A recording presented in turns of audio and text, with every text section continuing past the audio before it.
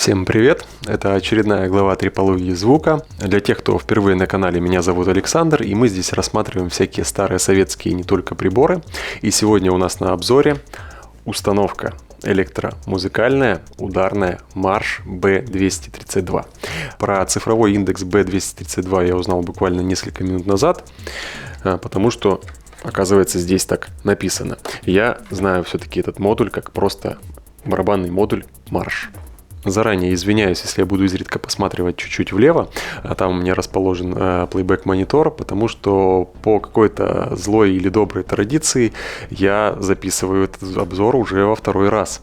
Дело в том, что я заменил себе объектив на автофокусный, он должен более-менее фокусироваться на мне, и это очень сильно облегчает запись обзоров, но так получилось, что проверял я этот объектив как раз таки на записи вот этого обзора, и уже на этапе монтажа оказалось, что практически все дубли, где есть я, потому что автофокус мне нужен именно для записи себя, оказалось, что все эти дубли испорчены, потому что мой фотоаппарат решил, что нужно фокусироваться на обоях или на мониторе, или вот на вот тех цветах, но не на мне. И мне приходится записывать этот обзор во второй раз.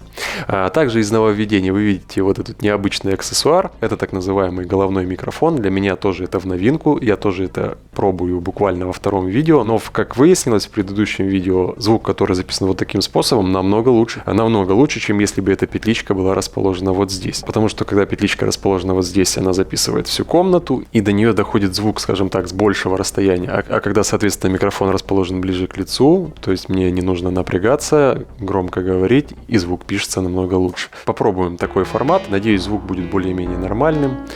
Поехали!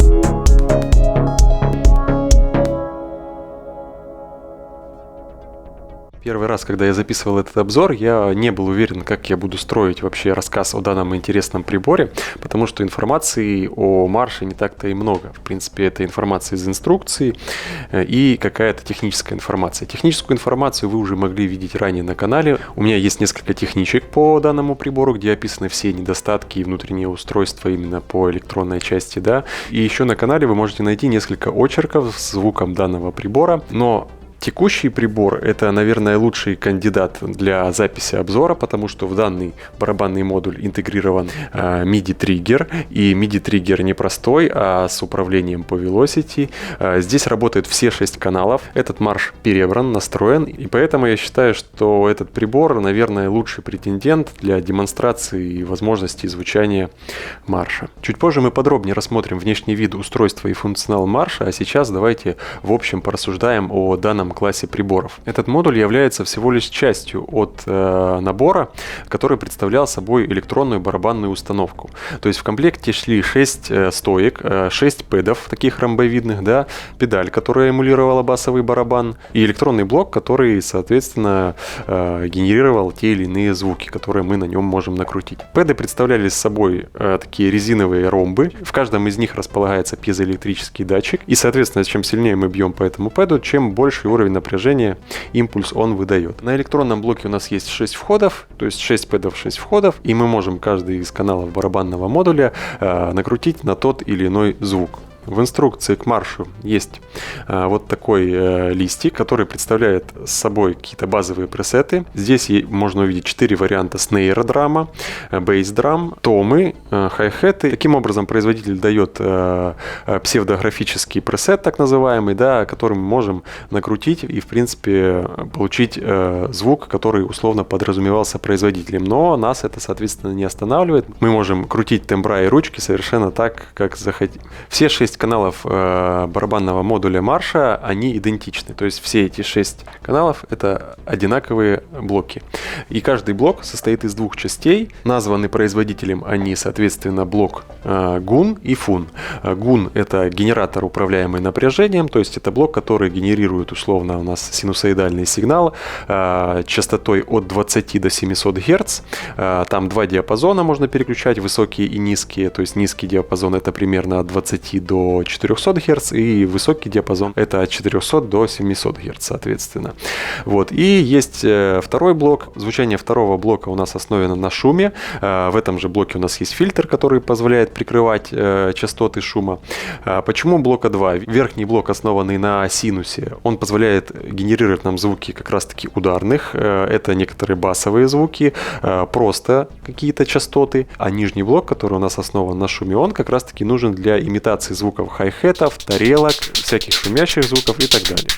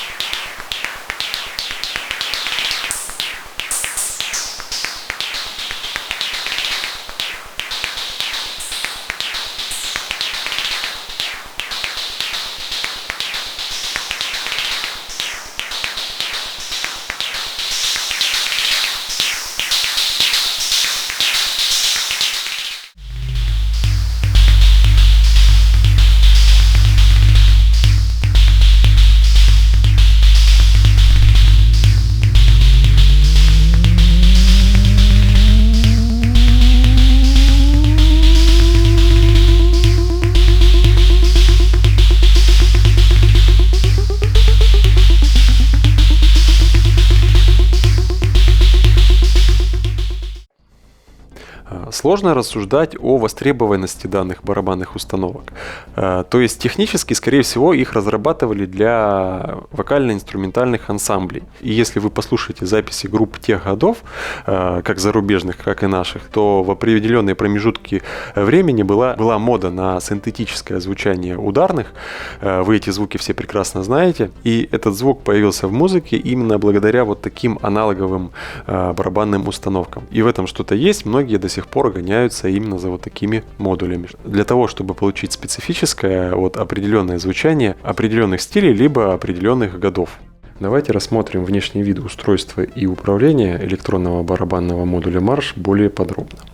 Как я уже упоминал ранее, у нас есть 6 идентичных модулей, каналов. Каждый канал имеет свой вход триггера. Также имеется настройка чувствительности этого триггера. Триггером у нас является импульс определенного напряжения. В зависимости от величины поступившего на вход марша напряжения, модуль будет реагировать соответственно настройкам и соответственно менять свою артикуляцию. Далее мы видим две части, два блока. GUN, генератор, управляемый напряжением, то есть этот блок, который генерирует звук синусоиды, и, соответственно, блок FUN, фильтр, управляемый напряжением. Здесь у нас шум и фильтр. На каждом канале есть контрольный светодиод, который отображает, соответственно, срабатывание триггера. Рассмотрим регуляторы управления одного из каналов чтобы понять, за что они отвечают. Самый верхний регулятор – это регулятор время. Это, соответственно, длина сигнала, который у нас производит генератор. Ручка частота регулирует частоту данного сигнала. Ручка частота может работать в двух диапазонах. Диапазон переключается вот этим тумблером, который так и называется – ВЧ на Ч. То есть высокие частоты, низкие частоты. При нажатой кнопке у нас работает диапазон низких частот от 20 примерно до 200 Гц. При отжатой от 300 и до примерно 700 Гц. Также имеется ручка глиссандо. Оно может работать как в положительную сторону, так и отрицательную. То есть, когда ручка находится по центру, у нас генерируется синусоида с определенной частотой. Чуть позже все это я покажу в действии. Сейчас мы именно рассматриваем, как это все работает. Когда ручка глиссандо находится в каком-то из правых положений, соответственно, сигнал у нас будет стартовать с одной частоты и повышаться на какое-то значение. Когда мы укажем глиссанду в отрицательное значение, то сигнал будет стартовать от частоты ниже до указанной нами, то есть будет с подъездом такой сигнал. Далее ручка баланс. Когда ручка баланс находится по центру, у нас в равной степени звучит блок генератора и блок шума. То есть громкость сигналов данных двух блоков смешаны равномерно. Если мы выкрутим ручку максимально влево, мы получим звук только генератора, и если вправо, то звук только шумных. В блоке фун у нас есть аналогичная ручка время, которая регулирует длину шума, который будет звучать по пришествию сигнала триггера. Также у нас есть резонансная частота. При отжатой кнопке это просто фильтр работает, и при включенной кнопке у нас еще есть огибающая на этот регулятор, то есть есть такой как бы подъезд к фильтру. И последняя ручка на каждом канале — это ручка уровень, общая громкость данного канала.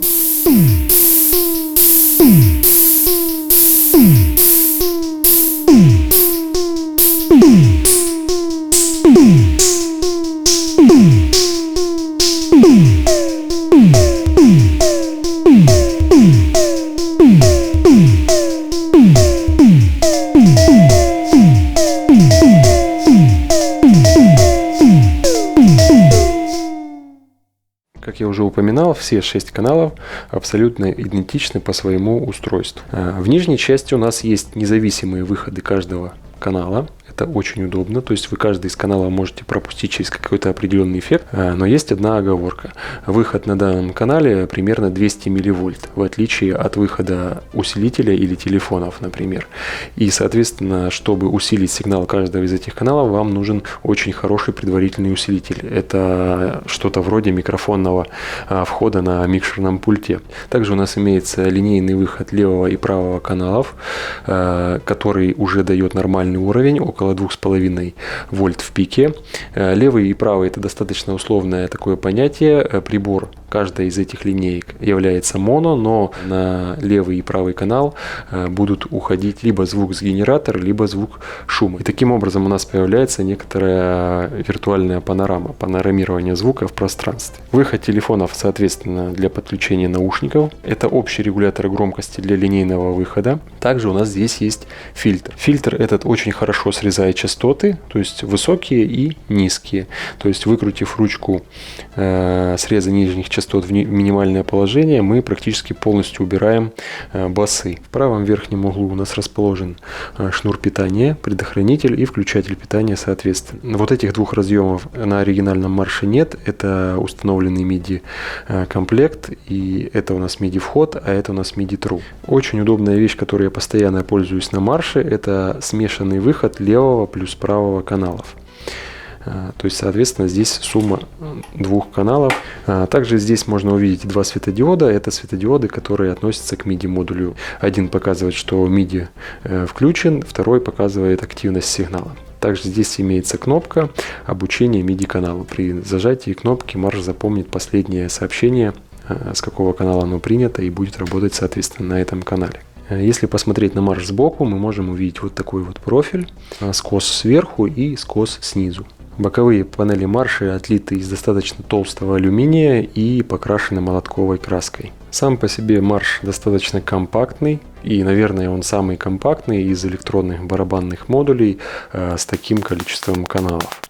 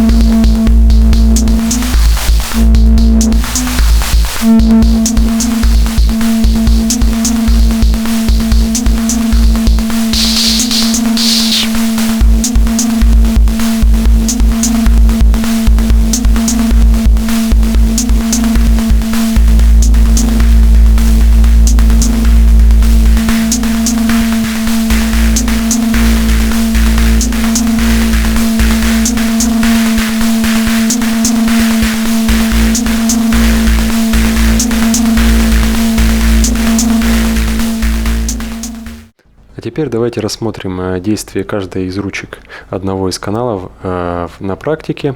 Для этого я запущу MIDI-партию там, где будет триггериться первый канал с разным уровнем громкости, и мы по ходу действия будем крутить каждую из ручек, чтобы понять, как они действуют. Давайте начнем. Я устанавливаю ручку баланса в крайнее левое положение. Это значит, что мы будем слышать действие только генератора управляемого напряжением.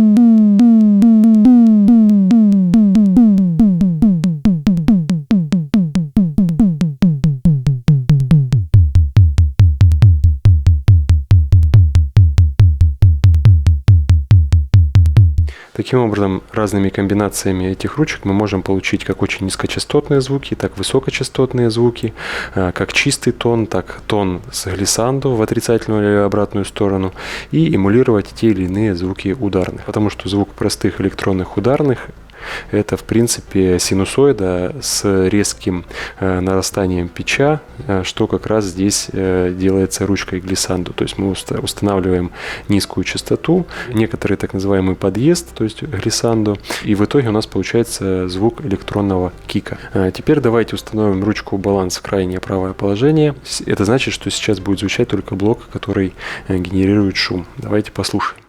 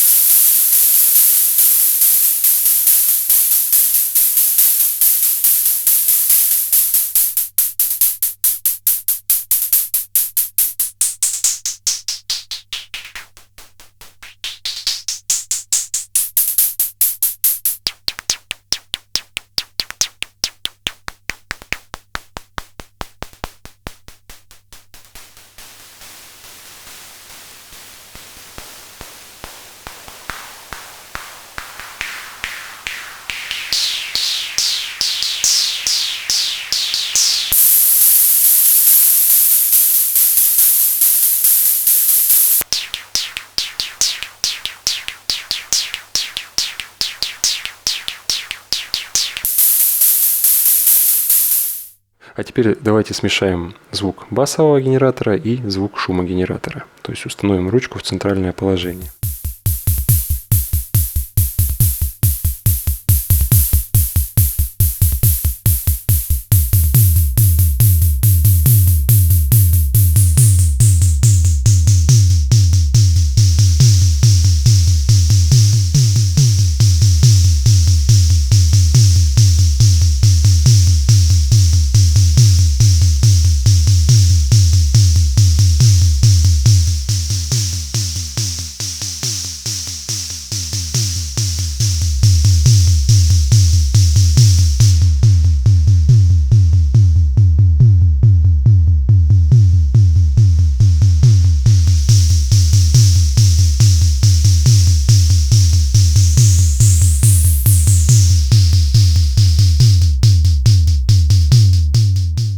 Таким образом, различными комбинациями настроек можно получать звуки как басовые, так и звуки, имитирующие звуки условно тарелок, хай-хетов, звуки просто какие-то синусоидальные, гармонические, да? Можно получить звук какой-то определенной частоты, например. И, соответственно, комбинации верхнего и нижнего блока можно получать смешанные эффекты шума басовый.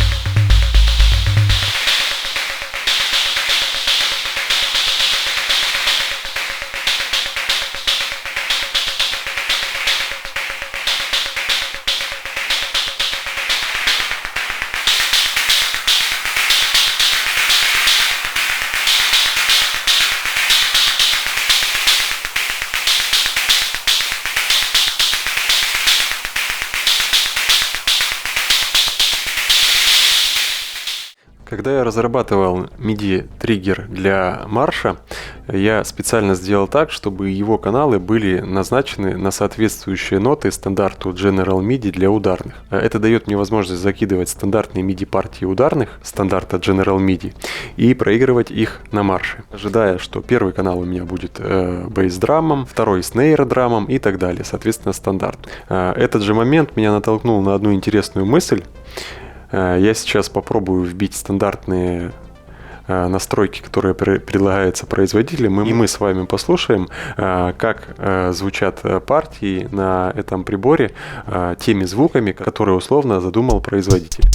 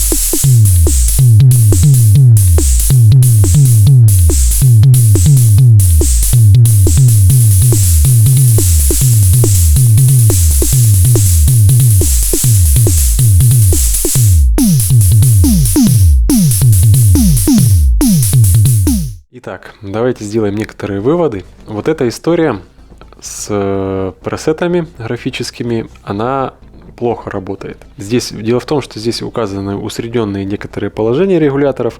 И, например, положения, в которых регуляторы здесь практически в минимуме либо в максимуме, они не имеют смысла в графическом своем отображении, потому что на самом деле в крайних положениях ручки, особенно на минимуме, у нас может быть либо крайне короткий звук, либо чуть-чуть больше, и буквально 1 градус может очень сильно поменять длину сигнала, и это очень сильно меняет характер звучания, то есть либо крайне короткие звуки, да, либо чуть-чуть более длинные звуки. Особенно это слышно на хай-хетах и всяких вот таких коротких звуках.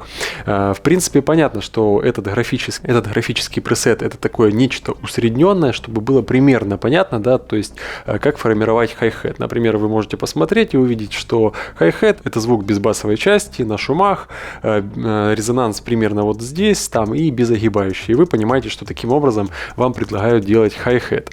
То есть вы можете посмотреть на кик, и вы видите, что это басовый звук, что он формируется с помощью некоторого положительного глиссандо, то есть на низких частотах, и чтобы получить щелчок, мы берем еще шумовую часть, очень короткую добавляем, и таким образом у нас получается кик. То есть эту инструкцию нужно воспринимать как некоторую подсказку. Фиксировать какие-то звуки, которые у вас будут получаться в процессе кручения ручек, практически не имеет смысла, потому что если вы что-то сложное накручите, там, где реально полградуса влияет очень сильно на звук, это вам ничего не даст записывать. Понятно, что у нас нет возможности сохранить на марше пресеты вот в идеально точном виде, так как это в цифровых приборах, всяких Yamaha DX100 там, и так далее, и так далее. Но как раз-таки это и плюс, и минус аналоговых устройств. То есть у вас непредсказуемость и предсказуемость одновременно. Второй вывод. Тот звук, который мы получили вот чистый марша, да, то есть он в принципе ожидаем. Это очень синтетический звук ударных, который отправляет нас там в 80-е годы и всю вот эту вот музыку синти и так далее. То есть это звук очень синтетических ударных, со всякими высокими вот этими пиу-пу, вот этими всеми звуками, ожидаемо. Опять же, многие именно этот звук ищут. И теперь самое важное. Я точно знаю, что обрабатывая звук аналоговых драм-машинок, а именно, то есть сатурируя, перегружая, компрессуя, мы можем получить очень плотные и очень интересное звучание. Какие предпосылки у нас есть для накручивания каких-то таких звуков? У нас есть шум, у нас есть синус, у нас есть 6 каналов таких блоков. Получается, условно, у нас 12 блоков. И 6 из них для генерации синуса, и 6 для генерации шума, соответственно, и комбинаций. А второй момент. У нас в марше, в принципе, достаточное количество регуляторов, которые мы можем артикулировать, менять звук и так далее. И по итогу получать более интересные комбинации. Если все это еще перегружать, то становится совершенно интересно, потому что, например, звуком синусом можно забивать шума, если сильно компрессовать звук. Шума можно настроить с разной громкостью, с разной частотой, и таким образом получать разные шуморитмические рисунки. Мы можем настроить каналы, именно используя гун, да, то есть на какую-то определенную частоту получать диссонансы. То есть, учитывая, что у нас 6 каналов, то есть мы можем даже настроить 6 нот. Я так делал и покажу это. Мы можем генерировать не только звук ударных, но мы можем генерировать звук баса. То есть, синус — это бас. Мы можем делать его коротким, долгим.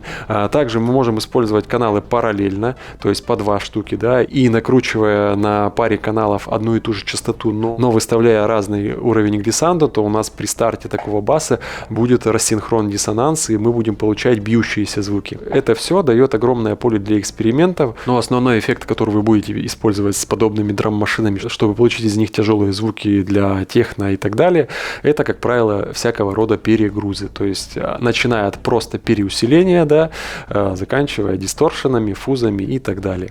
Не забываем про лимитер-компрессор, если мы хотим вытащить и сравнять все эти звуки. Но помним, что применяя большой уровень лимитирования, да, мы теряем динамику, поэтому тут нужно находить диапазон. Хотя на перегруженных каких-то вещах, то есть, там уже динамика — это такое спорное понятие, потому что у нас все клипует и так далее. Это все теория.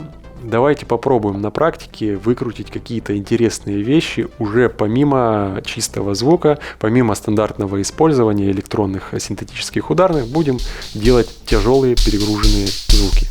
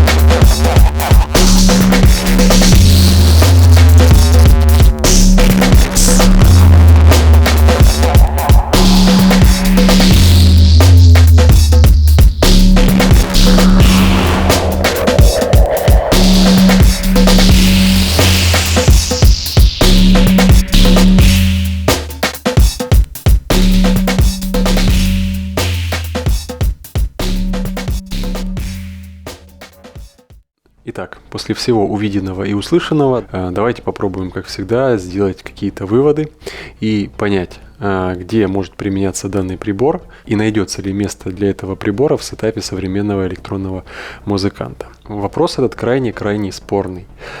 Скорее нет, чем да. Постараюсь объяснить. Аналоговые ударные — это достаточно специфические ударные, и применение этих ударных найдется только в определенных жанрах, стилях, либо стилизации под какие-то определенные годы, 70-е, 80-е условно. Если вы хотите получить ретро-звук ударных, этакая синти, то да, этот барабанный модуль может сделать вам звук. Использовать его как основной прибор, в принципе, в современное время нельзя. Его можно использовать как некоторый дополнительный прибор. Как прибор, который добавит что-то необычное в ваш звук. Если вы хотите добавить какие-то необычные ритмические рисунки, либо какой-то синтезировать необычный такой бас, оговорюсь, все это можно, в принципе, накрутить и на плагинах. Но если вы хотите все-таки крутить это руками и прикасаться к некоторому ретро-прибору, то электронный модуль марша как раз таковым и является. В плане перегрузки звука марша большинство интересных ударных строится на комбинации звуков синуса, шума, на эффектах перегруза, на каких-то атаках, на каких-то манипуляциях со звуком. В этом плане марш, в принципе, очень ограничен. Если вы будете пытаться найти в марше что-то для техно или так далее, то там вы можете найти разве что какие-то щелчковые и шумящие звуки. Синус здесь, в принципе, достаточно примитивный, и все знают, что для техно-бочки есть более классические драм-машинки. Все вы знаете эти знаменитые роландовские названия. Как нужно воспринимать марш? Это достаточно примитивный звук, наш отечественный ответ-аналог Симмонса, но разница в том, что Симмонс был актуален в свои годы, а марш появился много позже, когда он уже был, в принципе, уже морально устаревший и особо никому не нужный. Но, в принципе, это преследует практически все наши советские приборы, потому что именно разработка шла с огромным отставанием, и, как правило, наши инженеры и вдохновлялись идеями уже созданных приборов за рубежом, но много позже. Если сравнивать марш только с отечественными драм-машинками и электронными модулями, то он находится где-то по центру. Это не самый худший из барабанных модулей СССР, но и не самый лучший. Но если брать сочетание вот именно размер, звук, то в принципе в нем достаточно неплохо все соединилось. Среди советских электронных барабанов есть более удачно звучащие, тот же Форманта, Рактон, но, соответственно, там и размер совсем другой, и, скажем так, не каждому это будет удобно. И поступившись некоторым функционалом, в принципе, можно остановиться на марше. Марш более компактный. Из недостатков я уже не раз упоминал, что ремонт марша — это достаточно такое трудное занятие, потому что очень плохого качества платы, и просто даже заменить конденсаторы нужно быть крайне аккуратным, иметь нужное оборудование, не перегреть платы. И все равно существует у вас вероятность, что при такой простой операции, как замена даже конденсаторов, вы можете повредить дорожки и плату. То есть там плохие платы, то есть дорожки отслаиваются моментально. Ремонтопригодность марша тоже не особо хорошая, по крайней мере в Украине, потому что там есть транзисторные сборки, которые у нас не так-то легко найти. Прибор раскрывается после апгрейда, когда ему добавить MIDI, и MIDI полноценная с Velocity, потому что все-таки артикуляция, она крайне много решает, и именно артикулированный звук, он более такой разнообразный, живой. Прелесть аналоговых ударных в том, что это, в принципе, достаточно такой примитивный, но достаточно живой звук. Один и тот же повторяющийся паттерн можно очень долго слушать, особенно если к этому всему добавить эффект реверберации и крутить ручки, то можно залипнуть очень-очень надолго. Эти приборы к себе и притягивают. Брать полный комплект с пэдами, со стойками не имеет смысла. Тот комплект, который идет с маршем, он очень большой, тяжелый. Да, он надежный, но он очень большой и тяжелый и займет у вас большое место в комнате. В принципе, если вы не барабанщик, надобности в этом нет. Да, и в принципе я не уверен, что кто-то из барабанщиков будет пользоваться подобными барабанами. Обычно пэды от старых вот этих электронных барабанов используют для того, чтобы тренироваться на них. Берут этот пэд и набивают, соответственно, руку на нем. А сам барабанный модуль, соответственно, находит себе место в студии какого-нибудь электронного музыканта, который увлекается железом и хочет каким-то образом разнообразить звук, либо крутить ручки живьем. Достаточно сумбурное описание, то есть неплохо, не хорошо. В современной студии это, скорее всего, придаток. Придаток для того, чтобы поиграться, разнообразить. Звучит марш, в принципе, неплохо, но нужно в целом понимать, что он может позволить. Я постарался вам показать звук марша как можно более разнопланово, от классического применения до каких-то уже таких перегруженных вариантов, как его можно применить в роли басового синтезатора, как шумелку и так далее, и так далее. Надеюсь, каждый сделает выводы и будет для себя понимать, понадобится ли ему такой модуль или нет. На вторичном рынке марш попадается, в принципе, достаточно часто, но состояние его может быть совершенно разным. То есть могут не работать частично каналы, либо не работать вовсе. Вот такая история. В принципе, давно хотел снять обзор по данному модулю, более подробный. Наконец-то с этим справился. Надеюсь, вопрос закрыт. И в этом видео все найдут ответы на вопросы, которых их интересовали. С вами был Александр, канал Трипология звука. До новых встреч!